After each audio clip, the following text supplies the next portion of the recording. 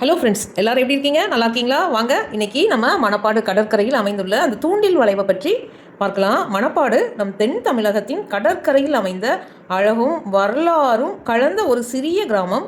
இந்த மணப்பாடு கடற்கரைக்கு வந்தவங்க ஒரு விஷயத்தை கண்டிப்பாக கவனிச்சிருப்பாங்க. கடலுக்கு நல்லா நீளமாக வளைவாக கல்லும் கான்கிரீட்டும் கொண்டு அமைக்கப்பட்ட இந்த தூண்டில் வளைவு பலருக்கும் இது ஒரு கேள்வியாக இருக்கும். எதுக்காக இது அமைக்கப்பட்டது? உண்மையில் இது வெறும் அழகுக்கா, இல்லை மணப்பாடு கடல் பகுதி எப்போதும் வலுவான அலைகளுக்கு பெயர் பெற்றது.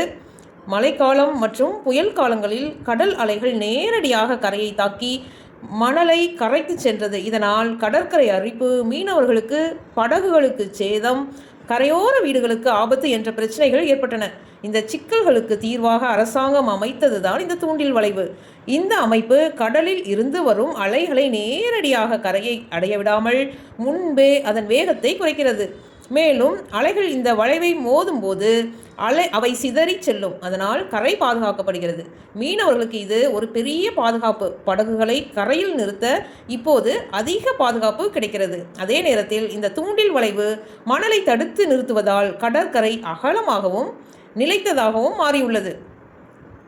இதனால் மனிதர்களுக்கு மட்டுமல்ல, கடல் உயிரினங்களுக்கும் இயற்கைக்கும் பாதுகாப்பு கிடைக்கிறது. இன்று மணப்பாடு கடற்கரையில் இந்த தூண்டில் வளைவை பார்த்தால் இது வெறும் கற்கள் அல்ல, இது மீனவர்களின் வாழ்க்கை, இது கரையோர மக்களின் நம்பிக்கை, அது எதிர்காலத்துக்கான பாதுகாப்பு.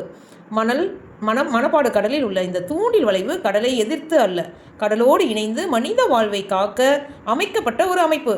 இந்த வீடியோ உங்களுக்கு பிடிச்சிருந்தா லைக் பண்ணுங்கள், கமெண்ட் பண்ணுங்கள், சப்ஸ்கிரைப் பண்ணுங்கள், ஷேர் பண்ண மறக்காதீங்க. தேங்க்யூ.